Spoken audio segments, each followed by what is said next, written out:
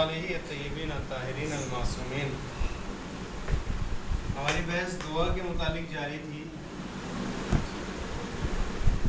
दुआ हमने एक बात कही थी कि हदीस ये हो कि माह मुबारक रमज़ान में परवरदिगार आलम अपने बंदों की दुआओं को मुस्तजाब करता है। क्यों मुस्तजाब करता है? ख़ास तौर से माह मुबारक रमज़ान में क्यों दुआओं को मुस्तजाब करता है? इसकी वजह ये होती है कि ये माह मुबारक जो है ये क्या होता है? बरकतों वाला महीना है ना, बरकतों वाला महीना है। इसकी वजह से परवरदिगार आलम दुआओं को मुस्तजाब करता है। अब क्यों बरकतें रखी हैं इसमें? इसलिए कि इस महीने में परवरदिगार आलम अपने बंदों से चाहता है कि वो रोज़ा रखें। रोज़ा रखते हैं वो, उसका नतीजा ये होता है कि उसकी दुआएं परवरदिगार कबूल करता है।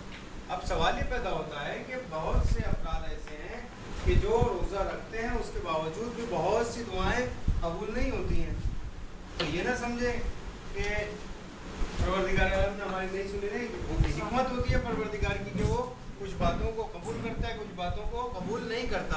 हम नहीं जानते कि हमारे लिए क्या बेहतर है, हमने मांग लिया, लेकिन वो परवरदिगार है, वो समझता है कि इसके लिए क्या चीज़ बेहतर है, क्या चीज़ बेहतर नहीं है।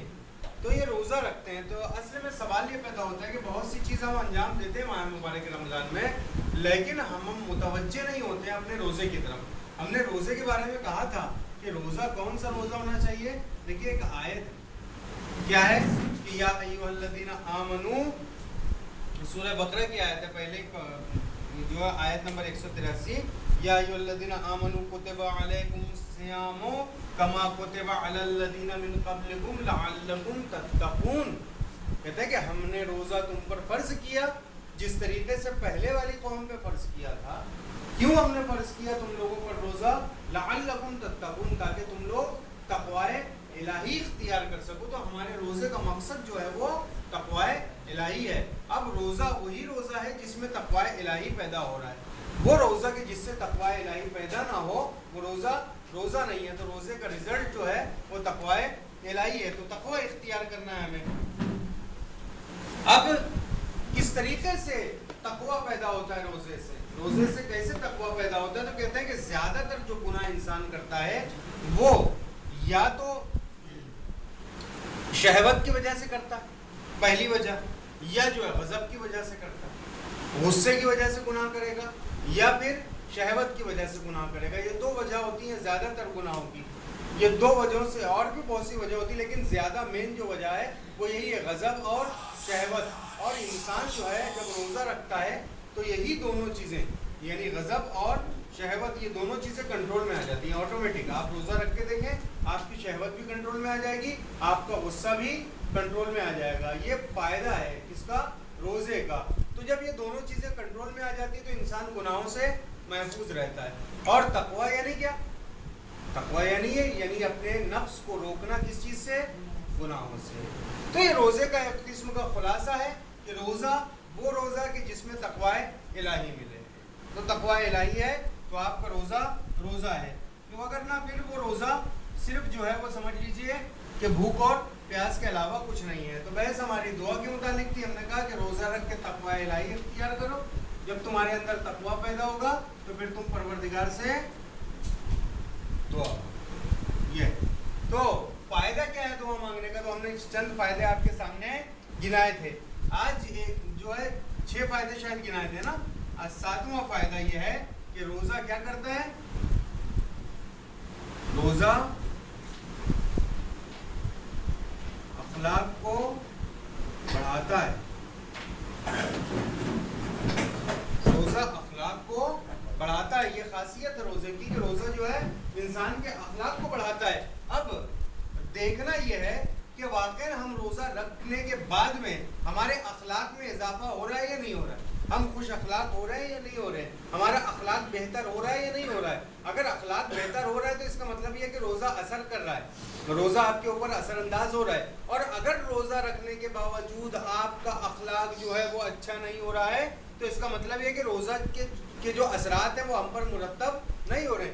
ये रोज़ा जो अखलाक को बढ़ाता है, ये ऑटोमेटिक खासियत है रोज़े के अंदर में कि रोज़ादार इंसान बाअखलाक होता है। और रोज़ा अखलाक को बढ़ाता है, फ़ज़ाइल اخلاقی کو بڑھاتا ہے. یہ 7واں فائدہ. اب عموماً دیکھنے میں یہ آتا ہے کہ روزہ رکھنے کے بعد آدمی زیادہ بد اخلاقی پہ اتر آتا ہے, زیادہ بد اخلاقی. تو اس کا مطلب یہ ہے کہ وہ روزہ جو حقیقی روزہ ہے وہ اس نے نہیں رکھا ہے. وگرنہ اگر واقعاً روزہ ہوتا تو روزہ جو ہے خود بخود انسان کے اخلاق کو بڑھاتا ہے. تو اس کے اندر اخلاق کیوں نہیں بڑھ رہا ہے؟ تو اس کا مطلب یہ ہے کہ روزہ اثر انداز نہیں ہو رہا ہے, روزہ اس کا حقیقی روزہ نہیں ہے.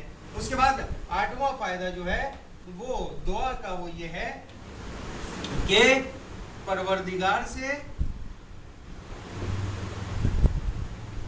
محبت کو بڑھاتا. یہ دعا پروردگار سے محبت کو بڑھاتا. فائدہ ہمارا روزے کا نہیں بلکہ دعا کا چل رہا تھا, تو دعا اخلاق کو بڑھاتی ہے. ٹھیک ہے نا, اس کو کلیئر کر. دعا اخلاق کو بڑھاتی ہے. اور 8واں فائدہ یہ ہے کہ دعا کرنے سے پروردگار سے محبت بڑھتی ہے. کس طریقے سے محبت بڑھتی ہے؟ تو کل ہم نے بیان کیا تھا کہ اس طریقے سے محبت بڑھتی ہے. یعنی انسان جب گفتگو کرے گا پروردگار سے, دعا میں کیا کرتا ہے؟ گفتگو کرتا ہے, بات چیت کرتا ہے, مانگتا ہے, سوال کرتا ہے. جب آپ کسی بھی شخصیت سے بات چیت کریں گے, اس کے قریب ہوں گے, تو خود بخود جو ہے اس سے محبت میں اضافہ ہوتا ہے. تو یہ ایک فائدہ ہے دعا کا کہ دعا کرنے والے شخص کو پروردگار سے زیادہ محبت ہوتی ہے. اس کے بعد 9واں فائدہ دعا کا یہ امیدوار ہونا.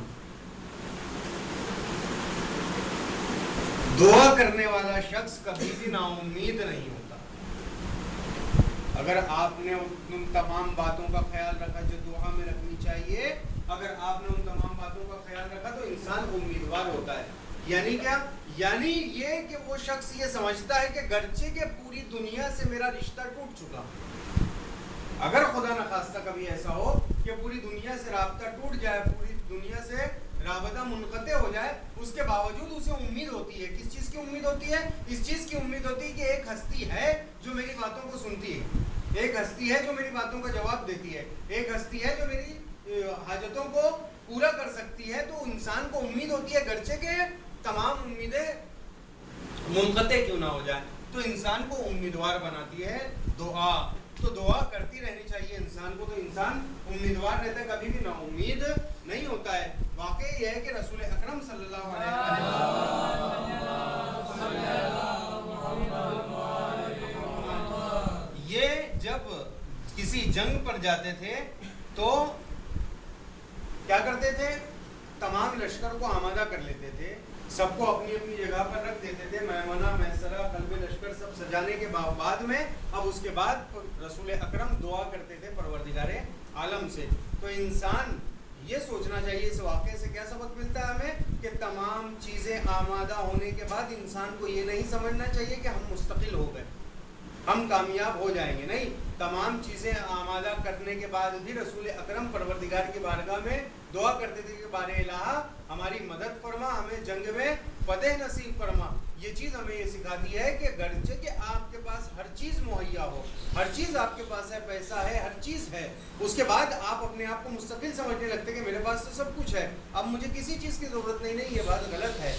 تمام چیزیں ہونے کے باوجود بھی آپ اپنے آپ کو مستقل نہ سمجھیں, برابر پروردگار سے لو لگائے رکھیں, اس سے برابر دعا کرتے رہیں. یہ ہے دعا جو انسان کو امیدوار بناتی ہے. اور آخری فائدہ میں لکھا دیتا ہوں کہ آخری جو فائدہ ہے وہ 10واں 9واں فائدہ وہ یہ ہے کہ انسان کی حاجتیں پوری ہوتی ہیں, انسان کی حاجتیں پوری ہوتی ہیں. یہ فائدہ ہے دعا کا. انسان جب مانگے گا تو پروردگار عطا کرے گا. جب آپ نے سوال ہی نہیں کیا تو پھر عطا کرنے کا سوال پیدا نہیں ہوتا. تو آپ نے اگر مانگا ہے تو پروردگار عالم آپ کو عطا کرے گا. یہ سب سے بڑا فائدہ ہے کہ انسان کی جو بھی حاجتیں ہیں وہ اپنے پروردگار سے مانگے اور وسیلہ دے کر مانگے. سب سے بڑی چیز کیا ہے دعا میں؟ وسیلہ. وسیلہ سب سے اہم چیز ہے کہ آپ جیسا وسیلہ دے کر مانگیں گے، جس کے واسطے سے مانگیں گے، تو ہماری تو کوئی حیثیت نہیں ہے، ہمارے اعمال اتنے اچھے نہیں ہیں، ہماری نمازیں اتنی بہتر نہیں ہیں. آپ یہ نہیں کہہ سکتے کہ میری نماز کے واسطے سے عطا کر، میرے روزے کے واسطے سے عطا کر. ہمارے روزے خراب، ہماری نمازیں خراب، تو پھر ہمارے لیے کچھ شخصیتیں ہیں، معصومین کا واسطہ دیں، انبیاء کا واسطہ دیں، شہداء کا واسطہ دیں، علماء کا واسطہ دیں، اس کی عزت کا واسطہ دیں، اس کی رزاقیت کا واسطہ دیں. یہ تمام واسطے اور وسیلے ہیں جن کی مدد سے ہماری دعاؤں کو پروردگار عالم مستجاب کرتا ہے. آخر ائمہ کا کتنا مرتبہ ہے، کتنی شان ہے پروردگار عالم کے نزدیک. آپ جانتے ہیں کہ جب آپ کے پاس میں کوئی شخص ڈائریکٹ آئے کوئی کام کے لیے، ہو سکتا ہے آپ منع کر دیں، مگر اگر وہی آپ کے کسی خاص دوست کو لے کر آئے، آپ کے کسی قریبی رشتہ دار کو لے کر آئے، تو پھر آپ اس وقت منع نہیں کر پاتے. کیوں؟ اس لیے کہ واسطہ جو شخص بنا ہے وہ آپ سے قریب ہے، جو شخص درمیان میں آیا ہے وہ آپ سے بہت قریب ہے. تو آپ نے اپنے واسطہ کس کو بنایا؟ ائمہ کو بنایا، جو پروردگار سے سب سے زیادہ قریب ہے. تو جب اتنی قریبی شخصیت کو واسطہ بنا کے آپ پروردگار سے دعا مانگتے ہیں، تو پروردگار عالم خود بخود آپ کی دعاؤں کو مستجاب کرتا ہے. صلی اللہ علیہ محمد و آلہ الطیبین الطاہرین.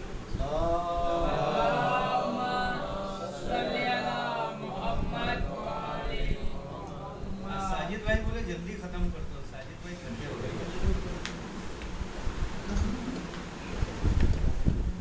لیکن کل پون گھنٹے کی کلاس میں کیا ساجد بھائی، کل پون گھنٹے کی کلاس میں ہاں اعمال کرے گا. پھر کلاس اعمال کا اعلان کتنے بجے کا ہے؟ 10 بجے کا اعمال کا اعلان. تو کل 9:30 بجے آپ